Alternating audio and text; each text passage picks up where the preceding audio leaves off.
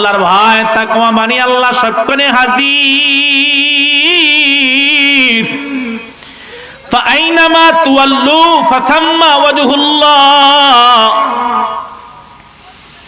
এই বান্দা তুমি যেদিকে তাকাও আমার আল্লাহর কুদরতি নজর, বান্দা যেদিকে যাও যেদিকে ঘোরো আমি আল্লাহর কুদরতি নজর। তুমি বান্দা না দেখলেও আমার আল্লাহ ঠিকই তোমাকে দেখতেছে, ঠিক কিনা বলেন? আল্লাহ বলে গোলাম শোনো শোনো, এই গুণটা যাদের ভিতরে আছে আমি আল্লাহর ভয়, বান্দাটা মুত্তাকি। আল্লাযীনা ইউমিনুনা বিল গায়ব, যারা অদৃশ্যের বিষয়ের উপরে বিশ্বাস স্থাপন করে তারা মুত্তাকি। সুবহানাল্লাহ। এক নাম্বার গুণ, সময় খুব কম তো। দুই নাম্বার গুণ আল্লাহ বয়ান করতেছেন, আল্লাযীনা ইউমিনুনা বিল গায়বি ওয়া ইউকিমুনাস সালাহ। মুত্তাকিনদের আরেকটা গুণ হলো তারা নামাজ প্রতিষ্ঠা করে, শুধু নিজেরা নামাজ পড়ে, নামাজ পড়ার জন্য মানুষকে উদ্বুদ্ধ করে, ঠিক কিনা বলেন? এরে আল্লাহর বান্দা শুধু ঘরের মধ্যে একজন মুরব্বী নামাজি, সন্তান নামাজ পড়ে না, মেয়ে নামাজ পড়ে না, স্ত্রী নামাজ পড়ে না, পুত্রবধূ নামাজ পড়ে না, এরকম ঘর আছে না নাই? অভাব নাই। সমাজের ভিতরে আমি একা নামাজি, আমার সমাজের কেউ নামাজ পড়ে না, কাউকে নামাজের জন্য উদ্বুদ্ধ করলাম না, কাউকে ডাকও দিলাম না। আল্লাহ বলে বান্দা তুমি মুত্তাকি হতে পারো না, এই মুত্তাকির গুণ অর্জন করতে হলে আমি আল্লাহ বলে দিলাম ওয়া ইউকিমুনাস সালাহ, বান্দাটা নামাজ প্রতিষ্ঠা করবি। যেই বান্দার নামাজ যত সুন্দর তার জীবনটা তত সুন্দর, নামাজ যার যত খারাপ তার জীবন তত খারাপ, ঠিক কিনা বলেন? এই জন্য নামাজকে বন্ধু বানাইতে হবে। দুই নাম্বার মুত্তাকিনদের গুণ হলো নামাজ।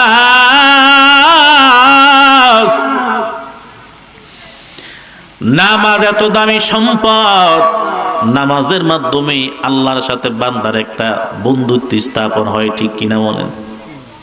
বান্দার সাথে আর আল্লাহর সাথে একটা সম্পর্ক স্থাপন হয়। এই জন্য নামাজকে আপন বানাবো। মাঝে মধ্যে পারলে তাহাজ্জুদের নামাজ, কারণ যত ওলি আউলিয়া গাউস কুতুব পীর মাশায়েখ নবী রাসূল দুনিয়াতে আসছে, কেউ তাহাজ্জুদ ছাড়া বড় হতে পারে নাই। তাহাজ্জুদের নামাজটা এত দামি সম্পদ যে বান্দা যখন জমিনে সেজদা দেয় তো জমিনের সেজদার আসরটা আল্লাহর আরশ আজিম পর্যন্ত পৌঁছে যায়। সুবহানাল্লাহ। যে তাহাজ্জুদের কথা আল্লাহ নবীকেও শিখিয়ে দিয়েছে, ও পয়গম্বর মাঝে মধ্যে আপনি কিছু ওভার ডিউটি করবেন। ফরজের পাশাপাশি গভীর রজনীতে যখন মানুষ ঘুমায়া যায় তো ফাতাহাজ্জাদ বিহি নাফিলাতাল লাক, কিছু তাহাজ্জুদের নামাজ পড়বেন, এটা আপনার জন্য অতিরিক্ত ওভার ডিউটি হবে। আসা আইয়াবআতাকা রাব্বুকা মাকামান মাহমুদা, এই তাহাজ্জুদের নামাজ হয়তো আপনাকে আপনার রব পর্যন্ত পৌঁছে দিবে। সুবহানাল্লাহ। নামাজ বড় দামি সম্পদ। এই জন্য আল্লাহ মুত্তাকিনদের আরেকটা গুণ লাগায়া দিলেন, নামাজ। তিন নাম্বার গুণ আল্লাহ বয়ান করতেছেন, শুনো মুসলমান, মুত্তাকিন কারা? আমি আল্লাহ মুত্তাকিনদের আরেকটা গুণ বয়ান করলাম, ইউকিমুনাস সালাতা ওয়া মিম্মা রাযাকনাহুম ইউনফিকুন। আমি আল্লাহ বান্দা তোমাকে রিজিক দান করলাম, আমি আল্লাহর দেওয়া রিজিক থেকে মাঝে মধ্যে আমি আল্লাহর রাস্তায় দান করবা। আমি আল্লাহর দেওয়া রিজিক থেকে যখন আমি আল্লাহর রাস্তায় তুমি দান করবা তখন মুত্তাকির গুণ তোমার ভিতরে চলে আসবে। যে গুণগুলা আমি বলতেছি, এক নাম্বার গুণ হলো যে যারা অদৃশ্যের বিষয়গুলাকে না দেখে বিশ্বাস করে। মরণ হবে এই বিষয়টা পৃথিবীর সমস্ত মানুষ, সমস্ত ধর্মের মানুষেরা এক বাক্যে বিশ্বাস করে, ঠিক কিনা? কারণ এটা চোখে দেখা যায়। মরার পরে একটা জিন্দেগি আছে, কবরের জিন্দেগি। এটা কি চোখে দেখা যায়? এই বিষয়টা নিয়ে অনেকের ইখতিলাফ। মুসলমান যারা আছে তারা বিশ্বাস করে, কিন্তু অনেকে মানে না। বেদিন কাফের মুশরিক যারা আছে তারা এগুলো বিশ্বাস করে না। হিন্দু যারা আছে তারা বলে মরার পরে আর কোনো জগৎ বলতে কিছু নাই, এই জন্য আমরা মরলে আমগরে আগুন দিয়া পুরাইয়া জ্বালাইয়া দিও, যাতে যদিও পরে কোনো জিন্দেগি থাকে জ্বালাইয়া পুরাইয়া দিলে আর আমগরে ধরাও যাবে না, ছোঁয়াও যাবে না। মাটির সাথে মিশা গেলে আবার কে উঠাবে? আল্লাহ কিন্তু ঘোষণা দিয়া রাখছে, মিনহা খলাকনাকুম ওয়া ফিহা নুঈদুকুম ওয়া মিনহা নুখরিজুকুম তারাতান উখরা। বান্দা সব ভুলিও কিন্তু এই বিষয়টা ভুলে যায়ও না। কোন বিষয় ভুলিও না? আল্লাহ বলে দিয়েছেন, মিনহা খলাকনাকুম, আমি আল্লাহ তোমাদেরকে মাটি থেকে তৈরি করলাম, ওয়া ফিহা নুঈদুকুম, আমি আল্লাহ আবার মাটিতে ঢুকাও, ওয়া মিনহা নুখরিজুকুম তারাতান উখরা, আমি আল্লাহ হিসাব নেওয়ার জন্য আবার তোমাদেরকে মাটি থেকে উঠাইব। বিশ্বাস আছে না আমাদের? এই জন্যই আল্লাহ বলে, এই বিশ্বাস যদি থাকে তো বান্দা তুমি একটা গুণ অর্জন করেছো, তো আমি আল্লাহ লকব লাগাইয়া দিলাম, তুমি মুত্তাকি। সুবহানাল্লাহ। মরার পরে কবর হবে, কবর থেকে আবার হিসাব নেওয়ার জন্য আল্লাহ দাঁড় করাবে, এই বিশ্বাসটা তার ভিতরে থাকবে, বান্দা গুনাহ করতে পারে, এটাই আল্লাহর ভয়, এটাই মুত্তাকি। এরে মুসলমান ইমানদার, আল্লাহ তাআলা 2 নাম্বার গুণ বয়ান করলেন, নামাজ। আজ সমাজে অধিকাংশ মানুষেরা নামাজের ব্যাপারে বড় খেয়ালি, ঠিক কিনা বলেন? মুসলমানদের জন্য দামি একটা ইবাদত হলো নামাজ, দামি একটা সম্পদ হলো নামাজ, ঈমান পরিপূর্ণ, ঈমান তাজা করার বস্তু হলো নামাজ। যেই বান্দার নামাজ নাই তার ঈমানের কোনো ভ্যালুই নাই, ঠিক কিনা বলেন? 3 নাম্বার গুণ আল্লাহ বয়ান করেন, ওয়া মিম্মা রাযাকনাহুম ইউনফিকুন,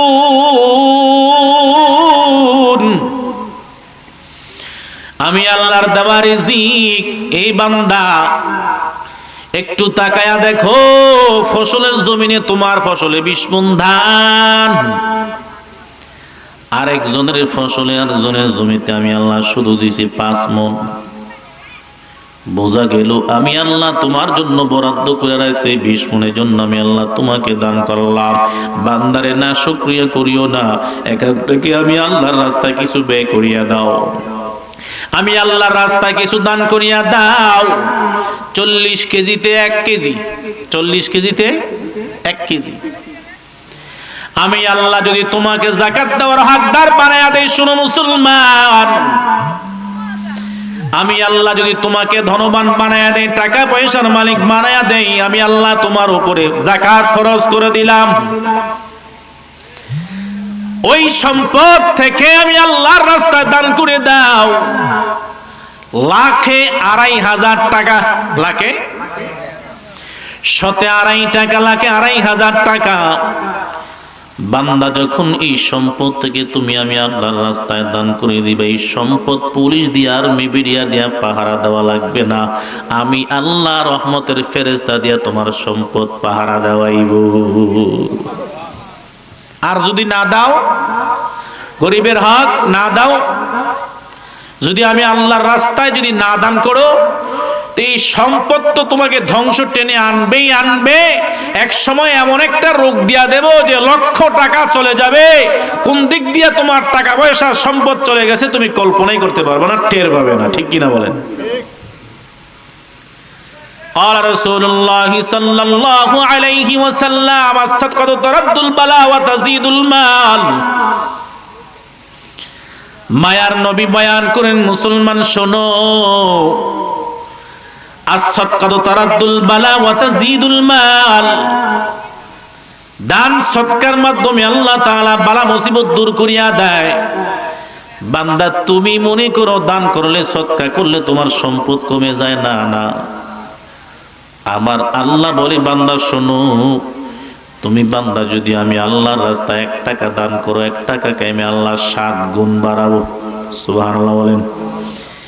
1 টাকাকে 60 টাকা, 7 কে 70, 70 কে 7000, 7000 কে বিগয়রি হিসাব আমি আল্লাহ তোমার আমলনামায় অগণিত ফুরন্ত সওয়াব দান করব। সুবহানাল্লাহ।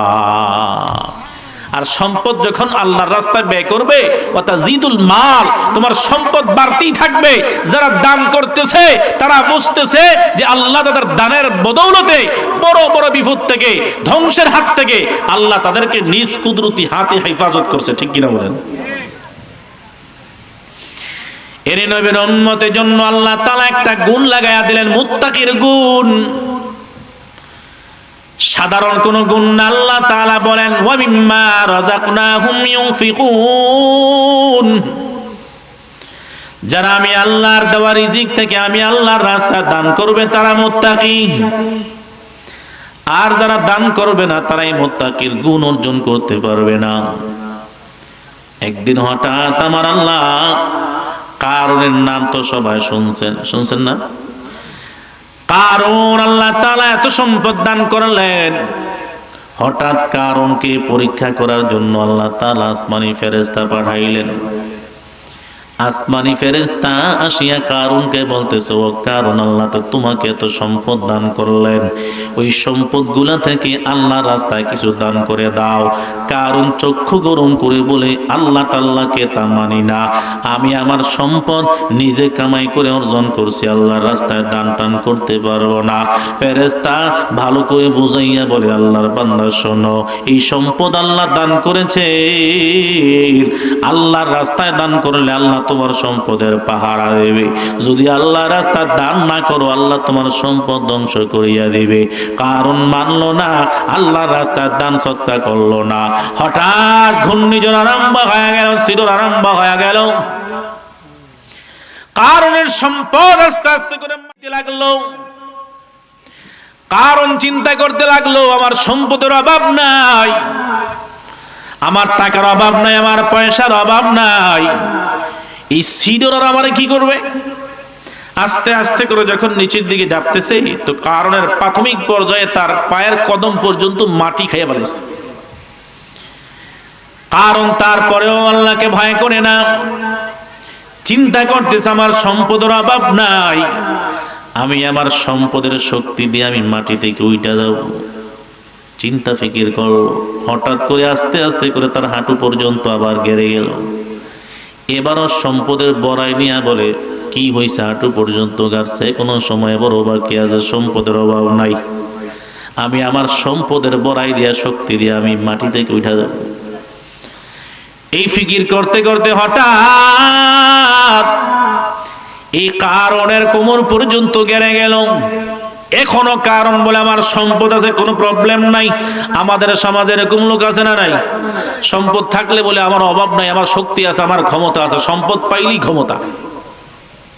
আর এই ক্ষমতার অপব্যবহার আমাদের সমাজে বেশি না কম? জোরে বলেন। চোখে মুখে আর পথ দেখা যায় না। নিরহ গরিব অসহায় মানুষকে আর অসহায় মনে হয় না। কেমন যেন আমি 5 তলা বিল্ডিং এর মালিক, উপর থেকে নিচে তাকাইলে গরিবদেরকে কিছুই মনে হয় না। ঠিক কিনা বলেন? আল্লাহ বলে, বান্দা অহংকার করে না, অহংকার আমার চাদর। সম্পদের বড়াই, সম্পদের অহংকার একমাত্র আমি আল্লাহর। ওই কারণকে আল্লাহ ধন সম্পদ দান করলেন, আল্লাহর রাস্তায় দান না করার কারণে কারণের কোমর পর্যন্ত, মাজা পর্যন্ত গেড়ে গেল। তারপরও কারণ বলে আমার সম্পদ আছে।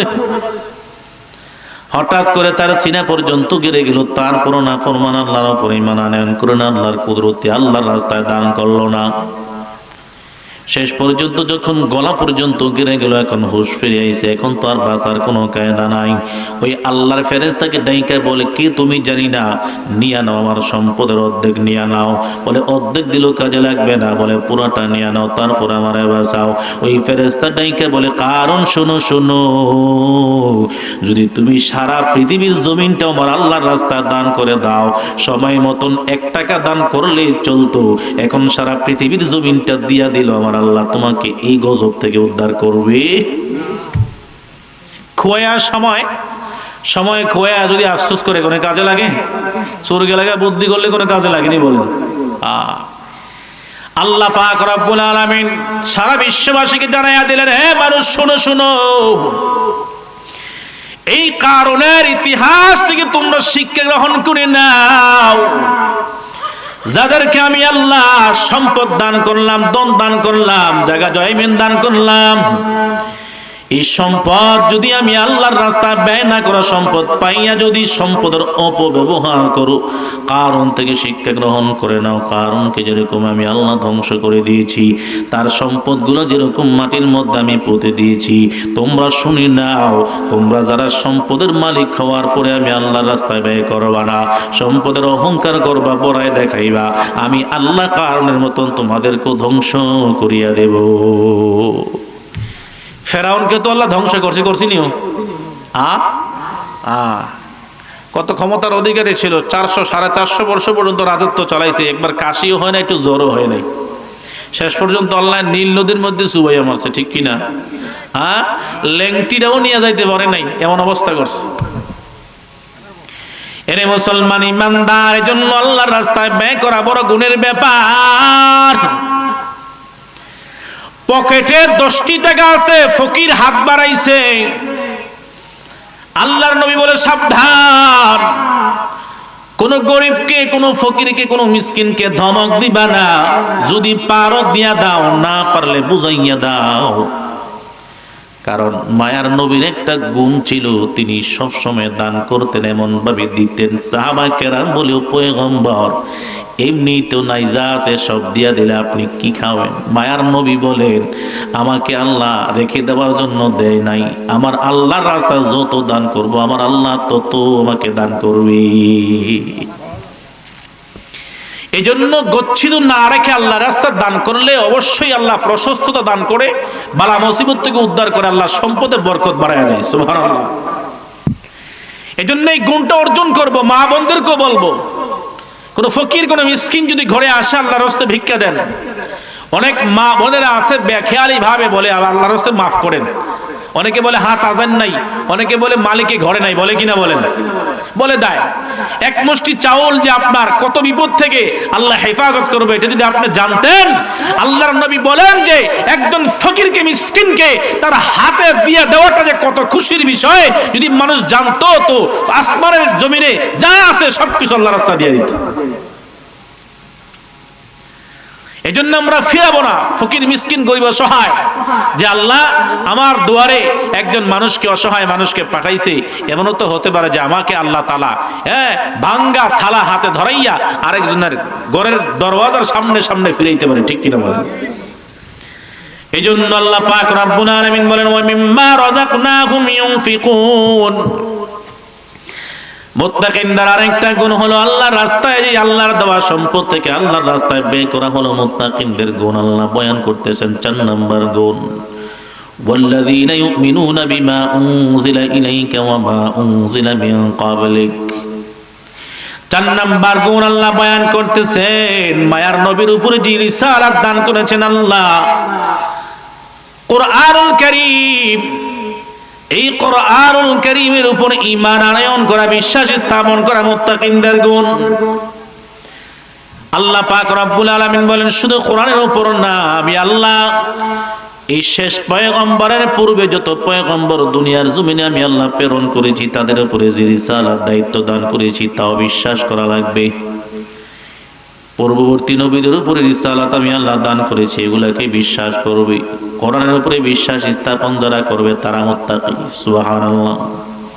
5 নম্বর গুণ আল্লাহ বলেন, ওয়াবিল আখিরাতি হুম ইউকিনুন।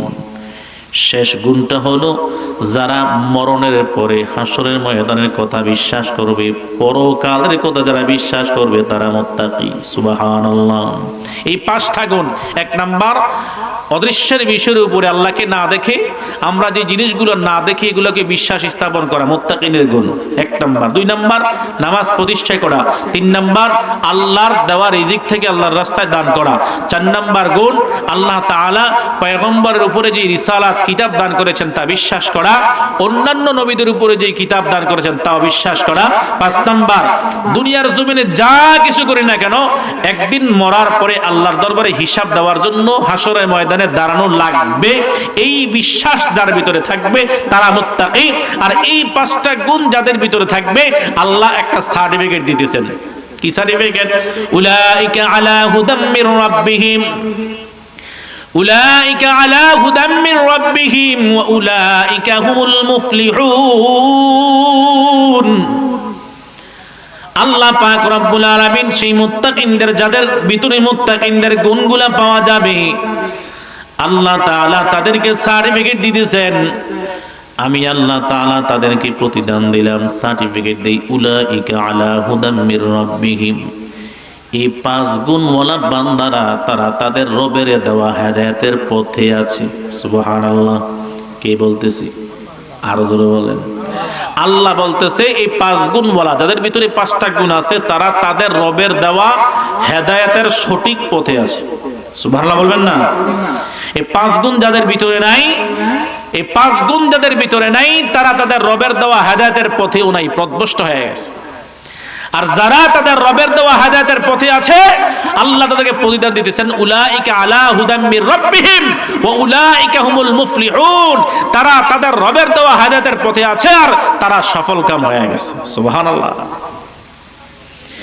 এজন্য এই 5 গুণ আমরা অর্জন করব, আল্লাহকে বিশ্বাস করি না। দেখেন মুসলমান, আজকে ফিলিস্তিনের দিকে তাকাইয়া দেখো,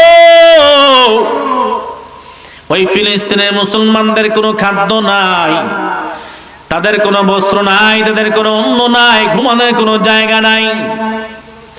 24টা ঘন্টা যারা বেঁচে আছে, কলিজাটা হাতে নিয়ে, মরণটা হাতে নিয়ে তারা বাঁচে।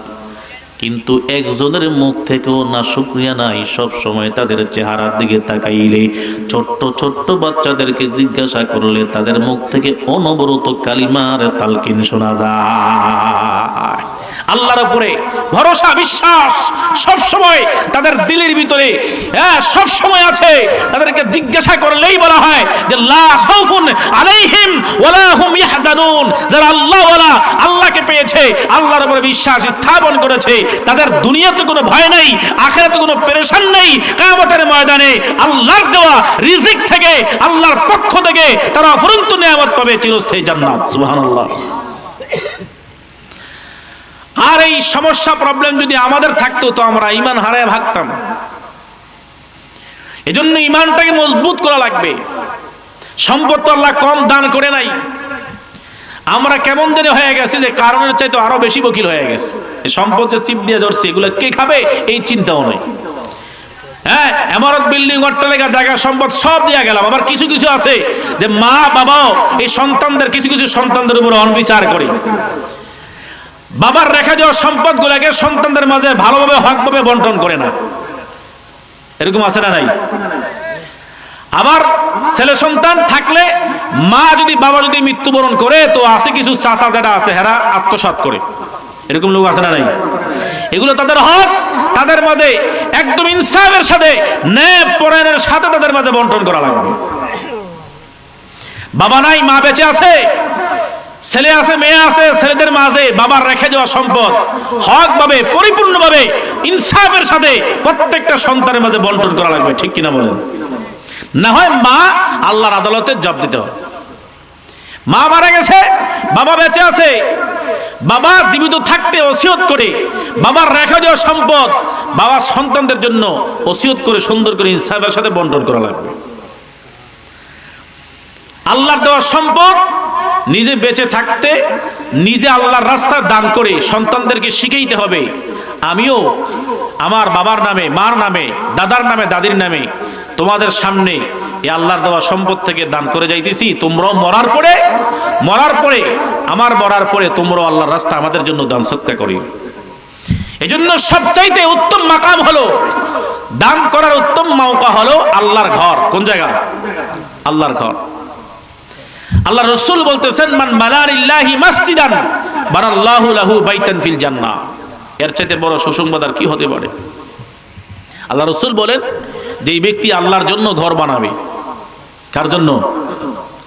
আমগো সাধ্যে আসেনি যে আমরা একজনে মিলে একটা ঘর বানাবো, মসজিদ বানাবো।